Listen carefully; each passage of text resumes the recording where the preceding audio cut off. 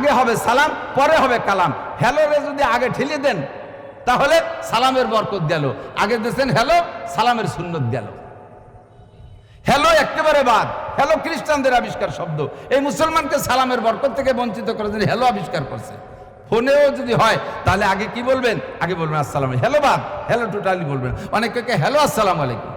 আমাদের অনেক সময় রাজনৈতিক নেতারা স্টেজে আইসা কথা বলতে গিয়ে উপস্থাপনা শুরু যখন করে, তো শুরুতে অনেক বন্দনা টন্দনা করে, মাননীয় সভাপতি স্টেজে অমুক আছেন, স্টেজে অমুক আছেন, স্টেজে অমুক আছেন, প্যান্ডেলে আপনারা আছেন, পর্দালয়ে মাবুন আছে, আমার সম্মানিত ভোটাররা আসসালামু আলাইকুম। এই এত গল্প করার পরে যে সালাম দেশে, সেই সালামের উত্তর দেওয়া ওয়াজিব না, সুন্নতের খেলাফ সালাম। সালাম হবে আগে, আইসি আগে সালাম হবে।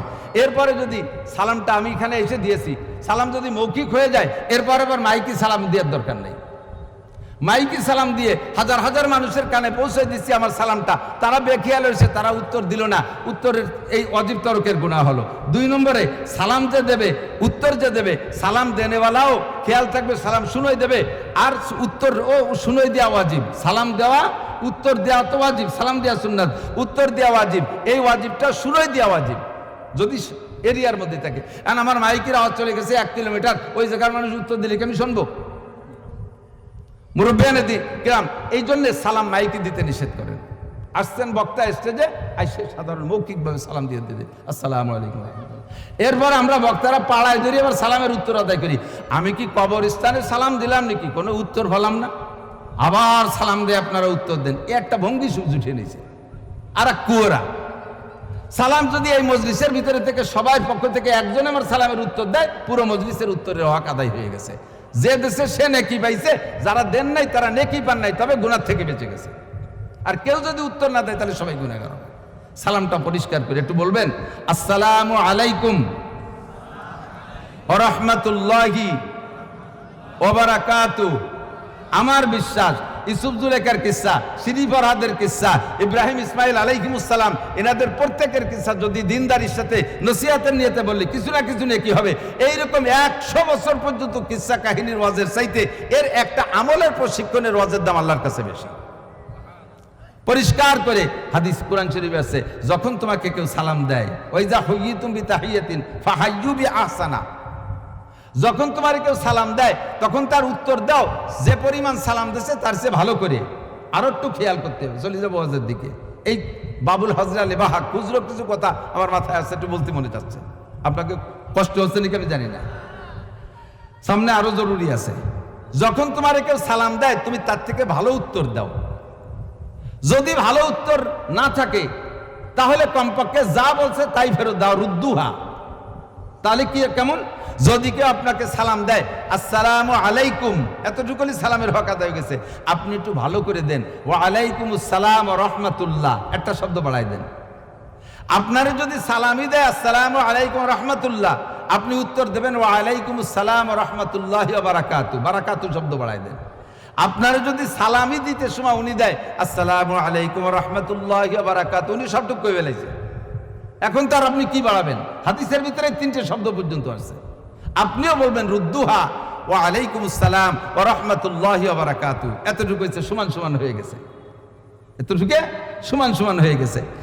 এরপরে আবার অনেকে খানিক নিজের এলেম জাড়ে ওয়া আলাইকুমুস সালাম ওয়া রাহমাতুল্লাহি ওয়া বারাকাতুহু ওয়া মাগফিরাতুহু ওয়া জান্নাতুহু, আরো শব্দ বাড়ায়।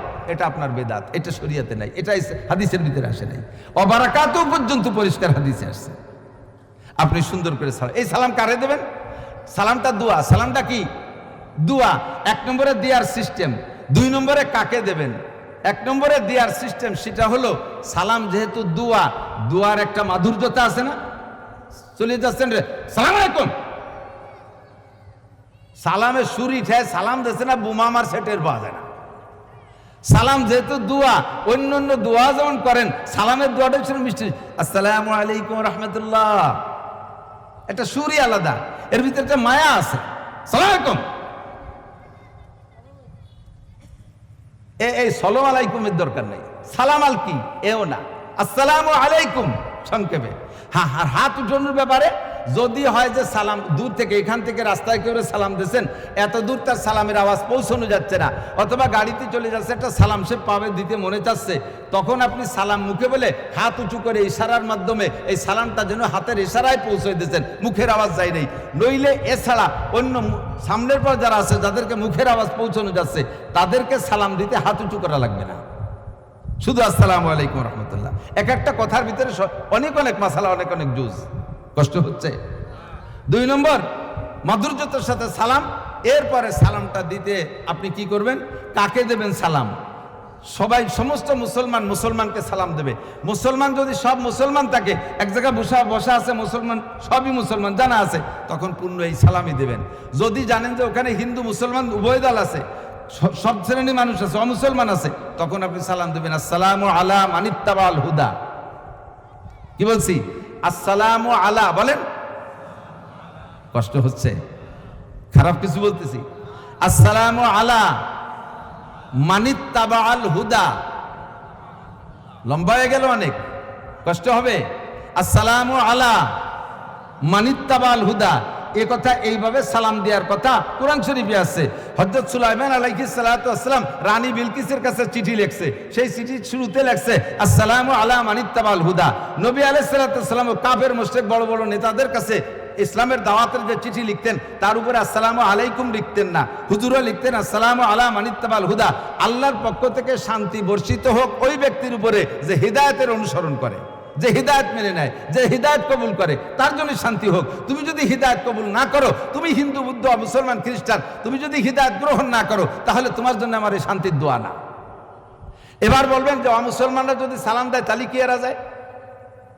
সে হিন্দুরা তো সালাম দিতে শিখছে না, সে সালাম দিয়েছে আসসালামু আলাইকুম রহমতুল্লাহ, সুন্দর করে সে সালাম দিয়েছে।